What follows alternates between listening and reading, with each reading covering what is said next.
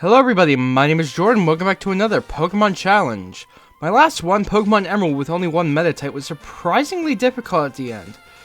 Today, I'll be attempting to beat Pokemon FireRed with only one Slugma. Slugma is a pure fire type with god-awful stats.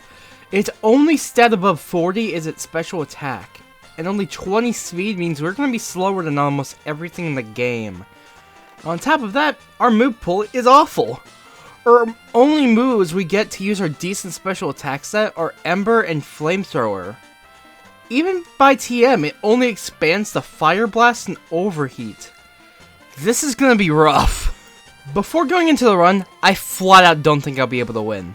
I don't think we'll be able to do enough damage to most of the Elite Force Pokemon. If we even beat Lance, I'll be surprised. Let's go over the rules. In combat, I can only use one Slugma. I can use other Pokemon for HMs, but I'm not allowed to use them in battle. No glitches or exploits. No items in battle. Only Pokeballs, held items, and items outside of battle are allowed. Let's do this. First off, I use the Universal Pokemon Randomizer to replace Charmander with Slugma so that we can do the whole run with it. I do this so our rival has Blastoise, making the run as hard as possible. Also, Oak, I don't think Slugma is energetic. Nickname it Turbo. Ours has a bashful nature, so neutral, I'm fine with that. It also has the excellent ability Flame Body, which has a chance of burning the opponent if they make contact with us. Already, we have to do a bit of grinding. I'm happy we learned Ember at level 8, because otherwise grinding would be so much worse. Smog is such an unreliable weak move, I have to go heal between almost every fight. Because we use so many power points and we lose so much health to every Pokemon we fight. We get to Brock at level 12 and we actually have a really good first attempt. We put Geodude to sleep with Yawn and it never attacked us, so we eventually took it down in a few embers. Next is Onix and they hit us with Bind, which activated Flame Body, which prevented me from putting him to sleep.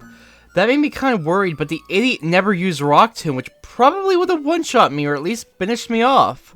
Thankfully, the trainers to the east aren't too difficult to deal with, even with our narrow level gap. And it gets us some much-needed experience for the upcoming rival fight and the Misty fight. When we get to Cerulean, I try the rival fight, and it's just not happening. Squirtle's water gun messes us up way too much, and we don't do enough damage back. We need to grind. At level 25, I try the rival again. It starts off worryingly as Pidgeotto uses 2 Sand Attacks on us before we take it down in 2 Rock Throws. Squirtle is out next as I use Yawn and he hits us for a lot of damage with Water Gun. Despite the Sand Attacks, we hit a few Embers and eventually take it out without waking back up. Abra can't fight back and Rattata's a one-shot with Ember. That was actually an amazing run. After clearing out the trainers to the north, I challenge Misty and yeah, we get absolutely destroyed. I'll go clear out the SS Sand and then come back and try again. While I'm on the SS Sand, we fight our rival. Pidgeotto is a one-shot with Flamethrower. We do a lot of damage to Wartortle with Flamethrower. He hits us with a Water Gun, then goes down to a second Flamethrower. Raticate hits us with a weak Hyper Fang, then gets one-shot by Flamethrower. And last is Kadabra, who misses its disable and then gets one-shot by Flamethrower. I try Misty again and we just one-shot Staryu with Flamethrower, and next is Stormy. We take just under half of our health from Water Pulse. We do over half of its health with Flamethrower. Another Water Pulse leaves us with only 7 health as we finish it off with Flamethrower. In complete contrast to the last fight, Lieutenant Surge was a complete one-shot sweep with Flamethrower. Damn, I knew he'd be easy. I didn't think he'd be that easy. Time for the rival fight in the Pokemon Tower. Pidgeotto only hit us with Quick Attack before we one-shot with Flamethrower. Wartortle was somehow slower than us and we two-shot with Flamethrower with it only using Withdraw. And the rest of his team was a one-shot sweep. This shouldn't come as a surprise considering she's a Grass-type trainer and we're a Fire-type trainer. But Erica was a complete one-shot sweep with Flamethrower. Nothing else to say, let's move on. What did come as a bit of surprise to me, at least, was Giovanni. I was expecting him to put up a bit more of a fight than not even getting me to half health by the time we won. Here are stats at level 50. These stats are absolutely pathetic. I'm genuinely surprised we have had an easy time for the most part in this run with stats this bad. Looks like I spoke too soon. The Silpco rival fight is a complete brick wall. We barely do any damage to Blastoise when he can two-shot us with Water Gun. Eventually, at level 64 and beating damn near every trainer we can find, we get this run where Pidgeot hits us with a wing attack, and then we one-shot with Flamethrower. Next is Blastoise, who hits us with a powerful water gun. We do just under half of his health with Flamethrower. Then he uses Protect twice in a row, but fails the second time, so I get a free shot. He uses water gun again, and we live on only 18 health. I thought this run was doomed, but we one-shot the rest of his team. That went surprisingly well, but it does make me very nervous for the final fight of the game. Meanwhile, Giovanni was surprisingly easy. His first 3 Pokemon didn't even hit us, so his Nidoqueen did take out about a third of our health.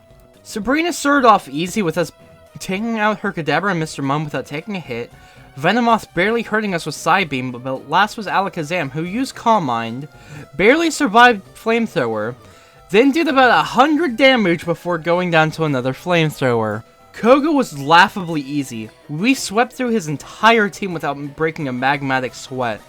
Blaine, however, we actually can't beat. We just barely don't do enough damage to Arcanine for a 2-shot, and even Ponyta is in a damage range. I think we only need a couple more levels, and then we can do this. We come back at level 69. Nice. And try again.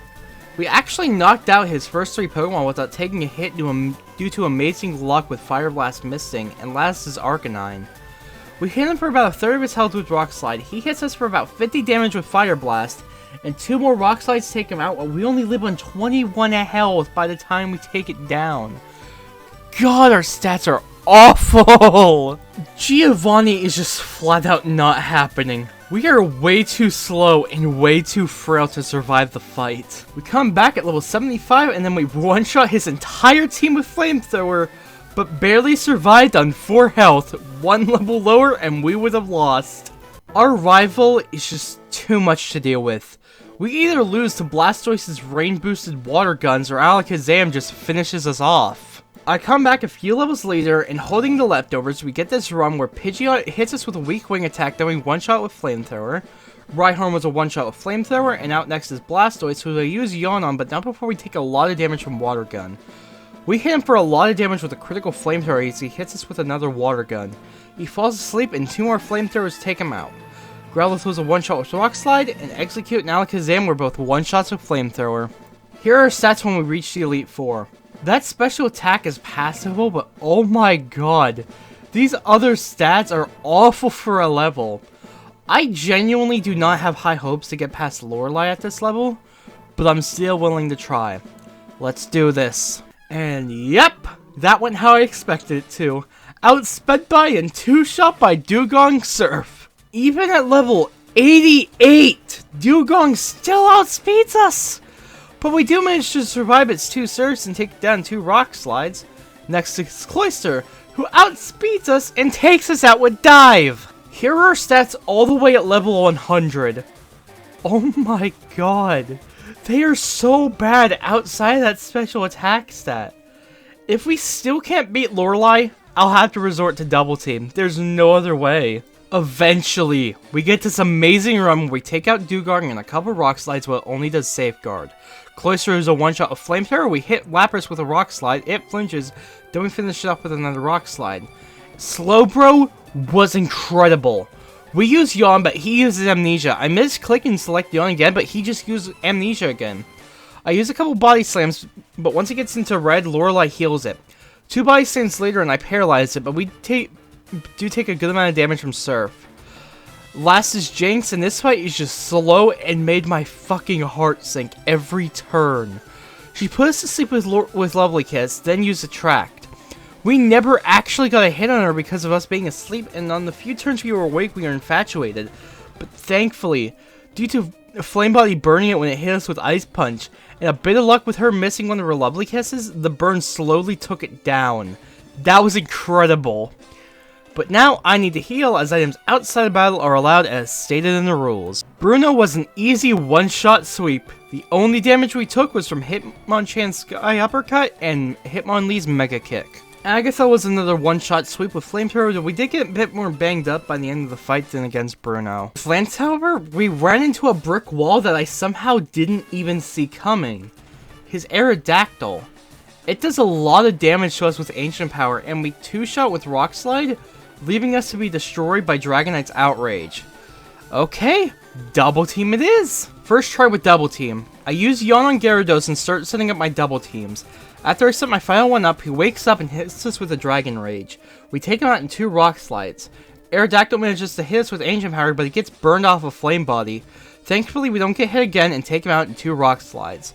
I try to put Dragonite to sleep, but the fat bastard uses Safeguard, so it doesn't work. He uses Outrage, hits us, then Flame Body activates and we take him out in a couple Rock Slides. His first Dragonair hits us with a critical Outrage and takes us to red health, and 2 Flamethrowers takes it out.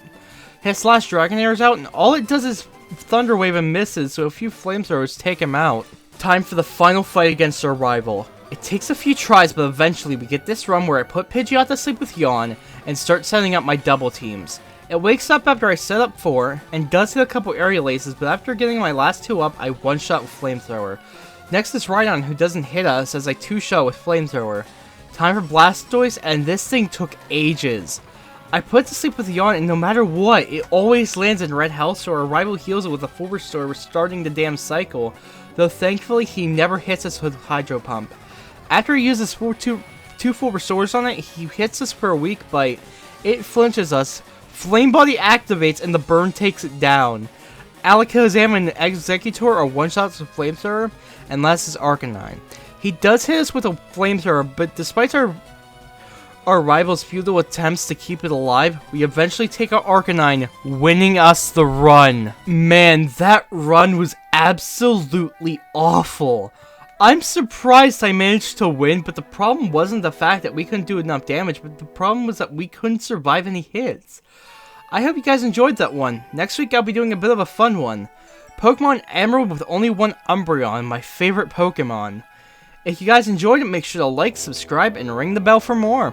Peace out.